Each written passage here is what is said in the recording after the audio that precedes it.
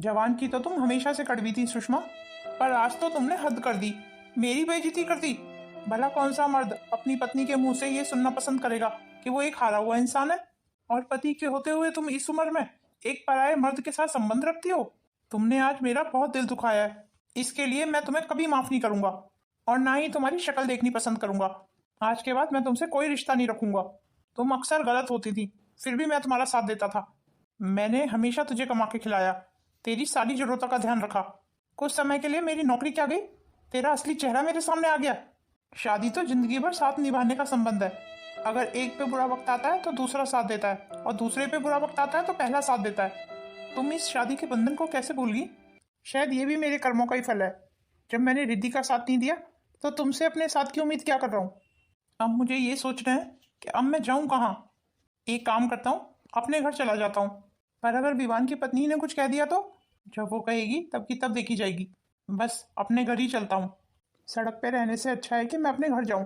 क्या होगा, ज़्यादा से ज़्यादा विवान की पत्नी 10 बातें सुना लेगी मुझे। कोई बात नहीं है, सुनाने दो।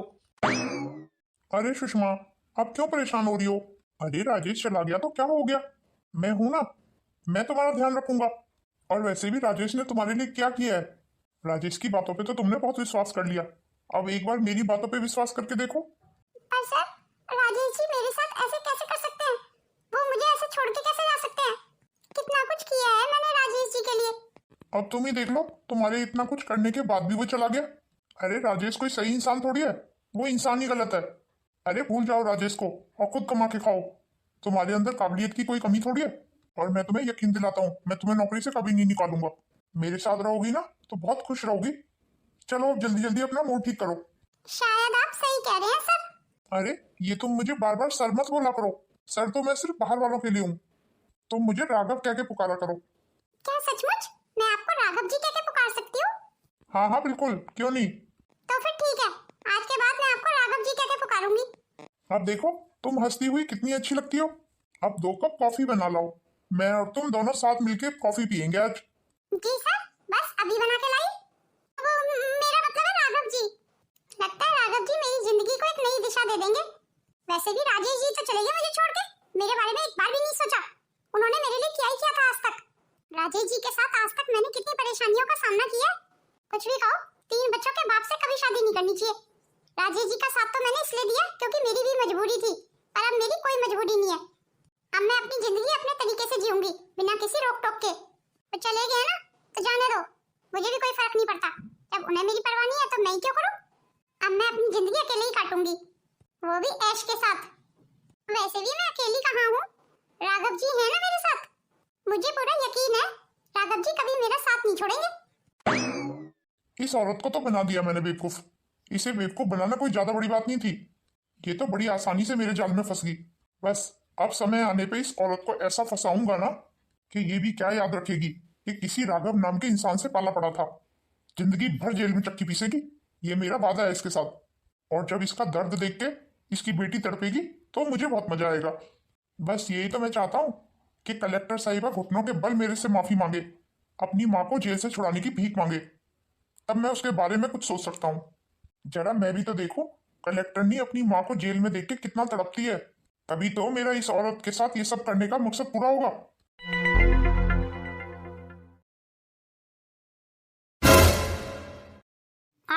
आप यहाँ क्या कर रहे हैं? वहीं रुक जाइए, एक कदम भी जो आगे बढ़ाया। ये आप बिना पूछे कहाँ घुसे चले जा रहे हैं मेरे घर में? अब आप किस अधिकार से इस घर में आई हैं? ये मेरा घर है और मैं यहाँ अपने घर में आया हूँ। अपने घर में आने के लिए ना तो मुझे किसी से पूछने की जरूरत है और ना किसी अधिकार की जरूरत है, समझी? अरे वाह पापा, आपके मुंह में तो जबान भी आ गई। लगता है अकेले रह रह के जबान चलाना ही सीखा है, हाथों से काम नहीं लिया क्या? वैसे मम्मी ने काफी सिखा पढ़ा के भेजा है आपको। सासू माँ भी आई है, कहाँ है? दिखाई नहीं दे रही। क्या बात है पापा, सासू माँ को कहाँ छोड़ा है? अकेले ही चले आए हो या फिर? सासू माँ कहाँ है? लगता है उन्हें कहीं भूल आए हो आप, जाओ उन्हें ले आओ पहले। हे भगवान, कहीं सासू माँ मरफड़ तो नहीं गई? हमने तो उनकी तेरहवीं भी नहीं करी। तुम्हारी हिम्मत कैसे हुई मेरी माँ के बारे में ये सब बोलने की और पापा से इस तरीके से बात करने की? और रही बात मेरे पापा के घर वापस आने की, तो ये घर मेरे पापा और मम्मी का है। उनका जब मन करेगा तब वो अपने घर आ सकते हैं। मेरे पापा अब यहीं रहेंगे। मैं भी देखता हूँ मेरे पापा को यहाँ रहने से कौन रोकता है। तुमने मुझ पे हाथ उठाया? मुझे नहीं रहना अब तुम्हारे साथ। मैं ये घर छोड़ के चली जाऊंगी। हाँ हाँ बिल्कुल जाओ, और शौक से जाओ। मैंने तुम्हें कब रोका है, और नहीं रोकने वाला हूँ। ये तो क्या कह रहा है विवान? मेरी वजह से बहू से लड़ाई मत कर। बंद करो ये ड्रामा। आज तुम्हारी वजह से पहली बार मेरे पति ने मुझ पे हाथ उठाया है। आप तो मुझे पहले ही अच्छे नहीं लगते थे, और अब और ज्यादा गिर गए मेरी नजर से। इसकी बातों को रहने दीजिए पापा, ज्यादा दिल पे मत लीजिए। आप अंदर आइए ना। पर पापा मम्मी कहाँ है? मम्मी तो शायद आपके साथ नहीं आई। नहीं, वो मेरे साथ नहीं आई। पर क्यों पापा, मम्मी आपके साथ क्यों नहीं आई? मैंने तेरी माँ को हमेशा के लिए छोड़ दिया है। अब इस घर में उसका नाम कोई नहीं लेगा। कोई जरूरत नहीं है उस औरत को याद करने की। आज के बाद वो हमारे लिए मर चुकी है। पर ऐसी क्या बात हो गई जो पापा इतना नाराज है मम्मी से? जरूर कोई ना कोई बात तो हुई है मम्मी पापा के बीच में।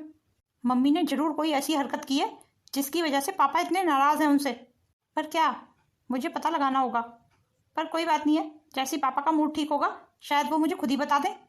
फिलहाल जाके शिवानी को देखता हूँ। शिवानी को कुछ ज़्यादा ही सुना दिया आज मैंने। पर ये शिवानी भी ना ज़्यादा बोल जाती है कई बार। अब इस घर में नहीं रहूंगी। मैं ये घर छोड़ के चली जाऊंगी। विवान ने आज पहली बार मुझ पे हाथ उठाया, वो भी अपने उस बाप के लिए जिससे विवान पहले खुद ही नफरत करता था। ये सब क्या है शिवानी? तुम ये बैग वैग लेके कहाँ जा रही हो? मैं कहीं भी चली जाऊंगी, कहीं भी रह लूंगी मैं, पर अब मैं इस घर में नहीं रह सकती। पागल मत बनो शिवानी, ये कैसी बातें कर रही हो? भला अपना घर ऐसे छोड़ के कौन जाता है? ये तुम्हारा घर है। आज तो तुमने अपने पापा की वजह से मुझ पे हाथ उठाया, कल को हो सकता है मुझे घर से ही निकाल दो। तब मैं अचानक से कहाँ जाऊंगी? उससे अच्छा है ना कि मैं पहले से ही अपना रहने का कहीं और इंतजाम कर लूं। देखो शिवानी, वो तो तुमने मम्मी के लिए गलत बोल दिया था, इसलिए मुझे गुस्सा आ गया। मैं तुम्हें यकीन दिलाता हूँ ऐसा कभी नहीं होगा अब। चलो अब अपना बैग वापस रख दो, मैं तुम्हें कहीं नहीं जाने दूंगा। पर जब तक तुम्हारा बाप इस घर में है, मैं इस घर में नहीं रहूंगी। अगर मैं इस घर में रहूंगी तो अपने बाप को इस घर से निकालो। वैसे भी तुम्हारे मम्मी पापा इस घर के लिए शुभ नहीं है। अब तुम ही देखो ना, जब तक वो इस घर में नहीं थे तो घर में कितनी शांति थी, और उनके आते ही तुमने मुझ पे हाथ उठा दिया। हमारे बीच में लड़ाई झगड़े शुरू हो गए। तुम अब खामखा बात को बढ़ा रही हो। और वैसे भी तुम्हें मम्मी से प्रॉब्लम थी, अब तो मम्मी भी नहीं है तो पापा से तुम्हें क्या प्रॉब्लम है? मुझे तुम्हारे पापा से भी प्रॉब्लम है। तुम्हें अपने पापा को इस घर में रखना है ना, तो रखो। मैं तो चली यहाँ से, मुझे रोकने की कोशिश मत करना।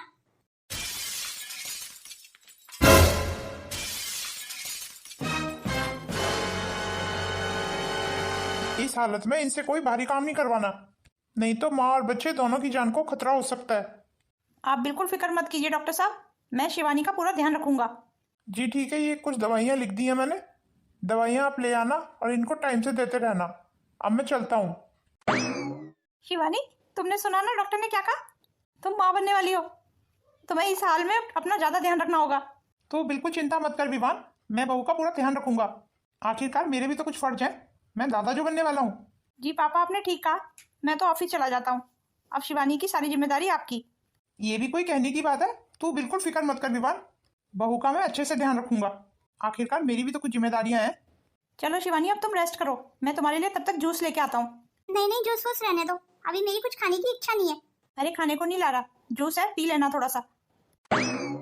और जब तेरी खाने की इच्छा हो ना बहू, तो मुझे बता देना, मैं तेरे लिए बना के ले आऊंगा। तुझे पता है मैं खाना वगैरह बहुत अच्छा बना लेता हूँ। जी ठीक है पापा जी, जब मेरी इच्छा होगी कुछ खाने की तो मैं आपको बता दूंगी।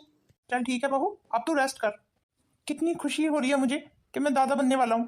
काश सुषमा भी यहाँ होती तो कितना खुश होती। चलो खैर, जो भी हुआ अच्छा ही हुआ। शायद इस बुड्ढे की किस्मत में यही रहना लिखा था। चलो खैर, बच्चा होने तक इसे बर्दाश्त कर लेती हूँ। और वैसे भी अगर ठीक ठाक रहेगा तो मुझे क्या प्रॉब्लम है इससे। वैसे भी सारी प्रॉब्लम की जड़ तो वो बुढ़िया थी, मुझे उसी से प्रॉब्लम थी। ये भी शुक्र है कि वो नहीं आई इसके साथ। जैसे तैसे करके इस बुड्ढे को तो मैं झेल ही लूंगी, पर फिलहाल तो मुझे अपने बच्चे पे सारा ध्यान देना है।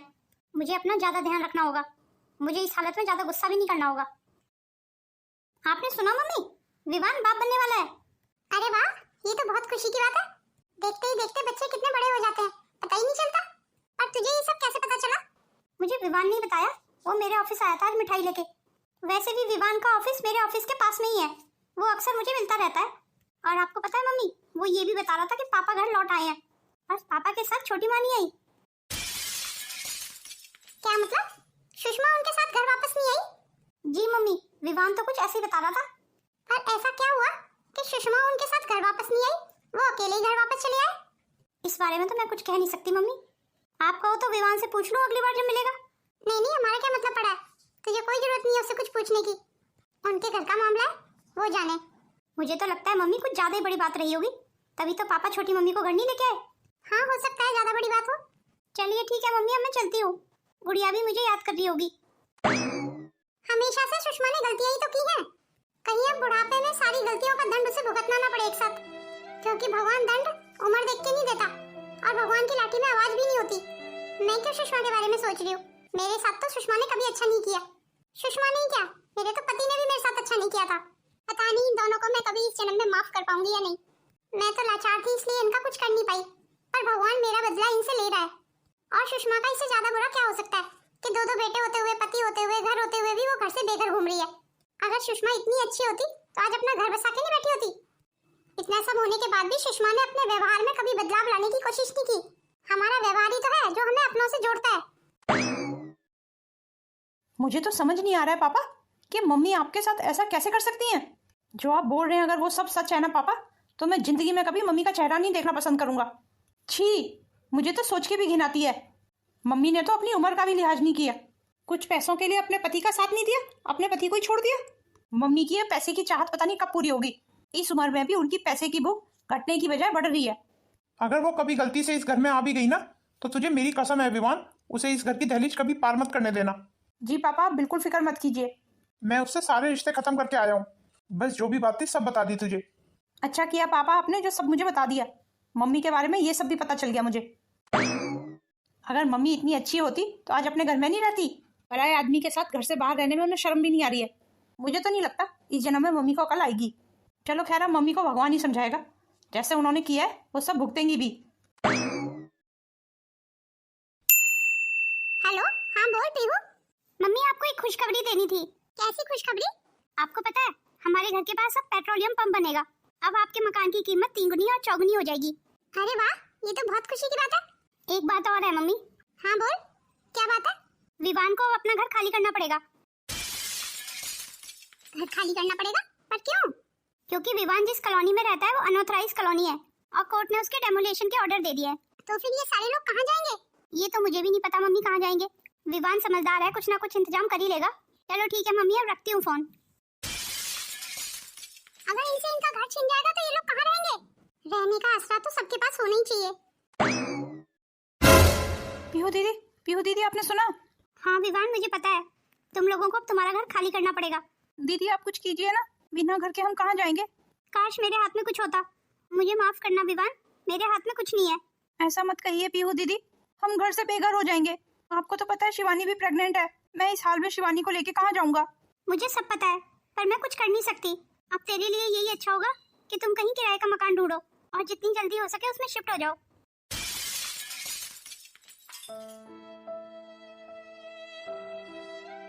अब तो समझ आ गया ना आप इस घर के लिए कितने मनहूस हैं। जब से आप इस घर में आए हैं तब से एक ना एक प्रॉब्लम आई जा रही है। मुझे तो लगता है हमारी जिंदगी की सबसे बड़ी परेशानी आप ही हैं। विवान अभी पीहू दीदी के पास गए हुए हैं।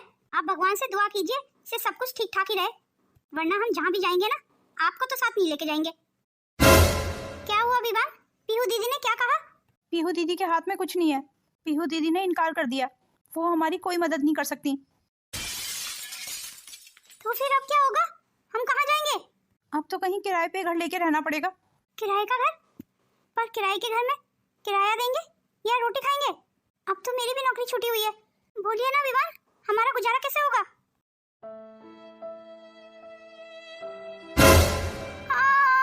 मेरे पेट में बहुत दर्द हो रहा है।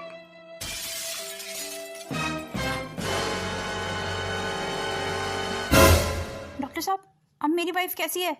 लगता है उन्हें किसी बात का गहरा सदमा लगा है। पर बात क्या है डॉक्टर साहब? आपकी वाइफ का मिसकैरेज हुआ है। ये आप क्या कह रहे हैं डॉक्टर साहब? आई एम सॉरी, हम आपके बच्चे को बचा नहीं पाए। आज हम आपकी वाइफ को हॉस्पिटल में रखेंगे, कल उन्हें आप घर ले जा सकते हैं। नहीं, ये नहीं हो सकता। विवान धीरज से काम ले, सब ठीक हो जाएगा। भगवान का लाख लाख शुक्र है कि बहू ठीक है। अब तो पड़ गई आपके कलेजे को ठंडक। सही कहती थी शिवानी आपके बारे में, आप सचमुच इस घर के लिए मनहूस हैं। जब आप हमारी जिंदगी में नहीं थे, हमारी जिंदगी कितनी खुशहाल बीत रही थी। आपके आते ही सब खराब हो गया। ये तू क्या कह रहा है विवान? मैं बिल्कुल ठीक कह रहा हूँ। मेरी मत मारी गई थी जो मैंने आपको घर में रहने की इजाजत दे दी। मुझे आपको घर में घुसाना ही नहीं चाहिए था। क्यों आ जाते आप बार बार हमारी जिंदगियों में हलचल मचाने? अरे कहीं जहर खा के मर क्यों नहीं जाते आप? नफरत करता हूँ मैं आपसे। विवान मेरे बेटे, ये सब क्या हो गया? सही तो कह रहा है विवान, मैं सचमुच मनहूस हूँ। वाह, मेरी जिंदगी तो बड़ी मजे में कट रही है।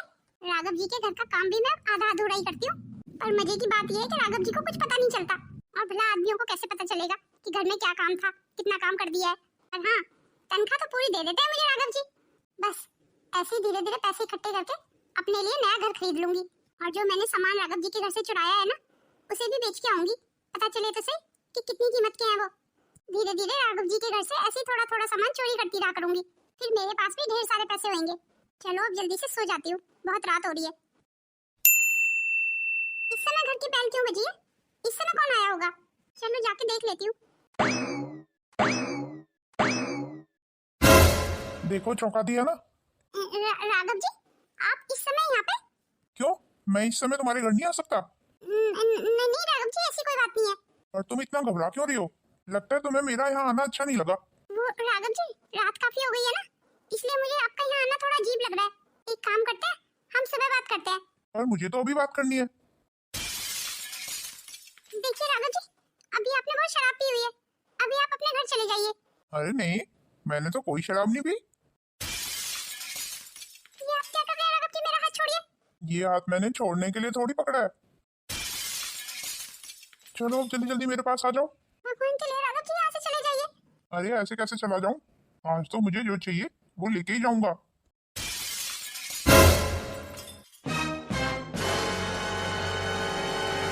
चलो मेरा काम तो हो गया, अब घर चलता हूँ। इसने क्या सोचा, सब कुछ इसे फ्री में मिल जाएगा? मैं इस पे फ्री में ही मेहरबानियां कर रहा हूँ। राघव एक बिजनेसमैन है, वो कभी किसी को फ्री में कुछ नहीं देता। आज के बाद ये वही करेगी जो मैं इसको करने को बोलूंगा। बेचारी अब जाएगी भी कहाँ? अब तो चाह के भी अपने घर वापस नहीं लौट सकती है। ऐसा सबक सिखाया है ना इसे, जिंदगी भर याद रखेगी। ये सब क्या हो गया? मैंने तो कभी सपने में भी नहीं सोचा था कि उम्र के इस पड़ाव में मेरे साथ ये सब हो सकता है। मैं तो किसी को बता भी नहीं सकती कि मेरे साथ क्या हुआ है। सब हंसी उड़ाएंगे मेरी, कोई मेरी बात पे विश्वास नहीं करेगा, सब मुझे ही गलत ठहराएंगे।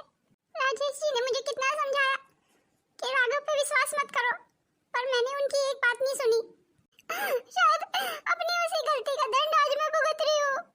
हे भगवान, अब आप ही कोई रास्ता दिखाइए, मैं क्या करूँ? मुझे तो कुछ समझ नहीं आ रहा है। मैं तो अपने पति को मुंह दिखाने लायक नहीं रही।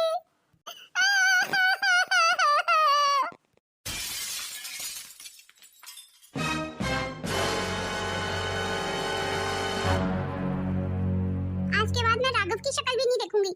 राघव ने मेरा भरोसा तोड़ा है, मैं उसे कभी माफ नहीं करूंगी।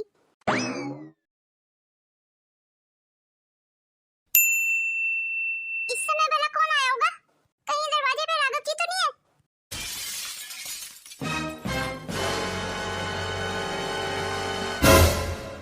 राघव जी, आप यहाँ? हाँ मैं यहाँ नहीं होऊंगा तो और कहाँ होऊंगा? वो क्या है ना, तुम 2 दिन से काम पे नहीं आई, तो मैंने सोचा कि शायद तुम्हारी तबीयत खराब हो, तो इसलिए तुम्हें देखने चला आया। तो वैसे तुम ठीक तो हो ना? ये आप क्या कर रहे हैं राघव जी? मुझसे दूर रहिए। तुमसे दूर? तुमसे दूर भला मैं कैसे रह सकता हूँ? राघव जी, भगवान के लिए यहाँ से चले जाइए। और हाँ, मैं तुम्हारा ये घर भी खाली कर दूंगी। मुझे तुम्हारी यहाँ नौकरी नहीं करनी है। मैं आज ही आपकी नौकरी छोड़ती हूँ। अरे ऐसे कैसे तुम नौकरी छोड़ सकती हो? क्या मतलब? मैं कुछ समझी नहीं। मतलब ये, जब तक मैं नहीं चाहूंगा मेरे यहाँ से तुम नौकरी नहीं छोड़ सकती। मैं अपने स्टाफ को अपनी मर्जी से ही रखता हूँ और अपनी मर्जी से ही जाने देता हूँ। और अगर तुमने नौकरी छोड़ दी तो तुम जाओगी कहाँ? उस राजेश के पास? क्या कहोगी उसे? क्या राजेश से नजर मिला पाओगी? तुम तो अब राजेश को मुंह दिखाने के लायक भी नहीं रही हो। मैं राजेश जी को तुम्हारी सारी हकीकत बता दूंगी। वैसे तुम बहुत भोली हो, क्या बताओगी राजेश को? और सच जानने के बाद क्या वो तुम्हें अपने पास रख लेगा? नहीं, वो तुम्हें अपने साथ कभी नहीं रहने देगा। बल्कि तुम्हें धक्के मार के घर से बाहर निकाल देगा। इसलिए रहना तो तुम्हें मेरे साथ ही पड़ेगा। पर हाँ, अगर तुम यहाँ से जाना चाहती हो तो तुम्हें मेरा एक काम करना होगा। कैसा काम करना होगा? वो मैं तुम्हें वक्त आने पे बता दूंगा। जब तक जैसा मैं कहूँ ना वैसा चुपचाप करती रहो, इसी में तुम्हारी भलाई है।